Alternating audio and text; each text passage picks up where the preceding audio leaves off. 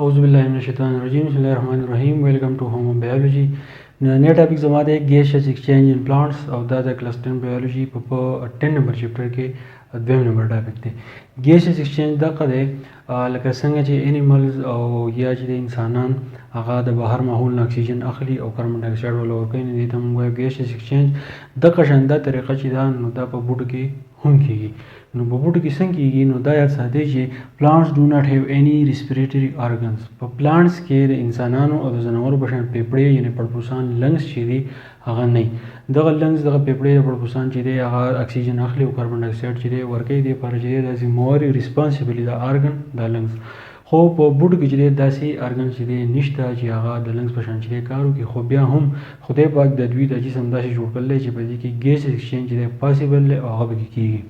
ګیس ایکسچینج اگر بای ډیفیوژن دا یاد ساتئ چې څنګه په انیملز کې په هیومن کې ګیس ایکسچینج په ډیفیوژن باندې کیږي، نو دغه شان کوم بوټي چې دي نو په هغې کې هم دا ګیس ایکسچینج دی دا په ډیفیوژن باندې کیږي. اول به سر دا چې اکویټیک پلانټ ګیټ اکسیجن فرام واټر. څونه بوټي چې دي کوم چې په اوبو کې دي هغې ته موږ اکویټیک پلانټ وایو.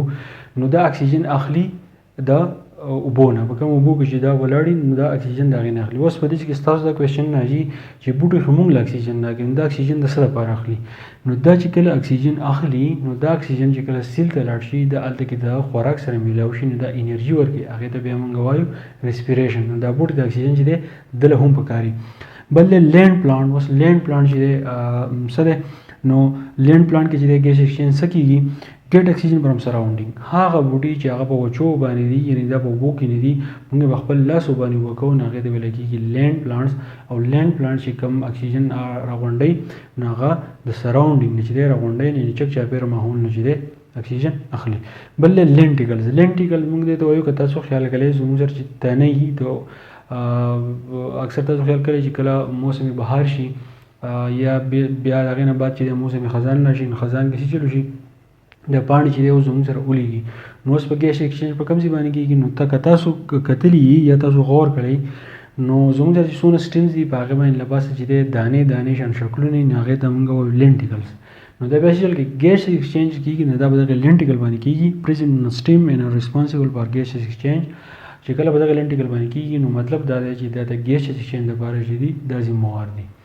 اوس پکې بله خبره راځي سټومیټا. اوس سټومیټا چې دي دا زموږ سره په پاڼو کې چې کله په پاڼو کې دا زموږ سره چې دی دې ته موږ سمال پورز وایو، یعنې دا واړه واړه سوري خو دا موږ ته نه ښکاري، دا مایکروسکوپ باندې ښکاري. ګیسز کین ډیفیوز. دا یاد ساتئ چې کله په دا فرض که پاڼه ده په دې باندې واړه واړه سوري دي اکسیجن راغی یا کاربن ډای اکساید راغی دا په دې وړو سرو باندې ننوت، چې کله دا ننوت او دا د بوټي جسم ته لاړ نو بوټي جسم کې داسې سیلونه د هغې په منځ کې داسې سپیس وي، هغې ته موږ انټرسیلولر سپیس وایو. نو اول دا ګیس چې دی دا ځان دیجې ته ورسوي او د هغې نه بعد چې دی دا سیل ته دننه کېږي په ډیفیوژن په ذریعه باندې. او چې کله سیل ته دننه شي نو دا اول به سر په سیل کې بیا چېرته ځي؟ ریچ ټو مایټروکانډرا. دا ځان چې دی مایټروکانډرا ته ورسوي او چې کله ضرورت وي دا مایټروکانډرا لګي او دغه ګیس چې دی کوم اکسیجن چې دی د ریسپیریشن لپاره هغه ورته پرېږدي. یعنې کله دې کې خوراک راغی نو اوس چې دی دا خوراک به دې سیل ته ننوتو او دا مایټروکانډرا ولګي دغه اکسیجن پسې راپرېږدي، دا خوراک دا فوډ او دا اکسیجن چې دی بل سره میلاو شي ریسپیریشن وشي او د هغې نه بعد چې دی انرژي ورکړي. بیا چې چلو شي کله انرژي ورکړي دا اکسیجن چې په کوم ځای کې استعمال شي نو هغه ځای کې چې دی ګرمایش پیدا کېږي، دا ګرمایش د وجې نه کاربن ډای اکساید ګیس چې دی پیدا شي او په سټومیټا باندې وځي. د هغې نه علاوه کوم روټ چې دي موږ ورته زیلې وایو. نو ګیټ اکسیجن فرام سایل واټر. کوم روټ چې دي دا چې ځان اکسیجن نه غونډوي، ځکه چې په روټ کې چې کله غټېږي نو په دې کې چې دی دنه انرژي پکار ده چې د روټ نه بعد چې دی غوړه تنه چې دی هغه راشي. نو روټ څه چلو کې دا چې کم اکسیجن جذب کوي نو دا هغه اکسیجن اخلي د اوبو نه. یو پیره ته بیا وایم چې بوټي موږ له اکسیجن نه کوي، خو دوی د اکسیجن ولې ضرورت دی؟ دوی د اکسیجن ځکه ضرورت دی چې کله ریسپیریشن کېږي نو ریسپیریشن داسې یو پروسس دی چې خوراک د اکسیجن سره میلاویږي نو چې دی سیل انرژي ورکوي. په دې پسې بیا دا چل وشي نو په دې پسې بیا دا چل چې ریسپیریشن ان ګرین پلانټس اونلی اکر ایٹ نایټ.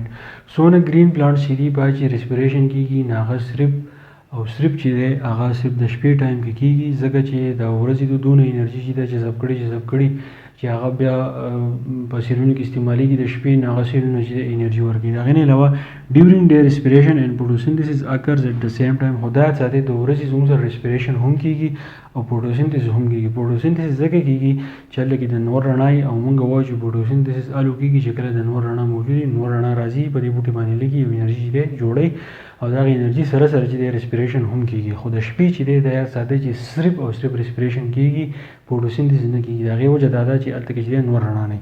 بله دا خبره سم اکسیجن از یوز ډیورینګ ریسپیریشن. خو چې کله دا بوټی انرژي جمع کړي او دا اکسیجن پیدا کړي نو دغه اکسیجن چې دی لږ اکسیجن په ریسپیریشن کې استعمال شي، rest of oxygen is released او باقي چې څونه اکسیجن دی نو هغه اکسیجن چېرته لاړ شي؟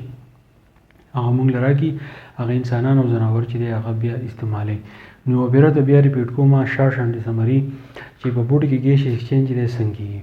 نو څونه ایکویټیک پلانټس چې دي یعنی هغه بوټي چې هغه په اوبو کې دي نه هغه چې کله اکسیجن اخلي نه هغه د اوبو نه اخلي خو هغه اکسیجن اخلي هغه ډیسلوډ اکسیجن اخلي. بوټي اکسیجن ځکه اخلي چې په دې کې ریسپیریشن وشي، سیل ته انرژي میلاو شي، هغه ډیوایډ شي، سیل غټ شي، میوه پیدا کړي. ښه بیا به کې لینډ پلانټس دي. په لینډ پلانټ کې موږ دا وایو چې دا د سراونډینګ چې اکسیجن نه غونډوي او بوټي چې دی په ځان کې جذب کوي او بیا چې دی بیا برځي. د هغې نه په دې کې لینټیکل یو ټکی راغی. لینټیکل دا دی چې کله موسم خزان نشي پاڼې ولیږي نو په دې سټیم باندې له پاسه وړې وړې شانداني هغې ته موږ وایو لینټیکل. نو بیا په هغې باندې چې دی ګیس ایکسچینج کېږي. او سټومیټا دا ده چې دا څونه ګیسونه ډیفیوژن اف ګیسز چې ګیس ایکسچینج کېږي نه په سټومیټا باندې کېږي. او سټومیټا چې دی دا په څونه پاڼې چې دي دا په هغې باندې له پاسه وړه وړه سوري کاربن ډای اکسایډ چې دی ته وځي او اکسیجن دننه کوي، اکسیجن دننه کوي او کاربن ډای اکسایډ چې دی هغه ته وځي. خو یاد ساتئ ریسپیریشن چې دی هغه صرف د شپې کېږي، خو د ورځې چې دی فوټوسنتھسس او ریسپیریشن په بوټي کې چې دی دواړه کېږي. نو زه امید کوم چې په دې ټاپک تاسو پوه شوي یئ. که نه وي نو چینل ضرور سبسکرایب کړئ او د نورو ملګرو سره ضرور شیر کړئ. تھینک یو، ډېره مننه.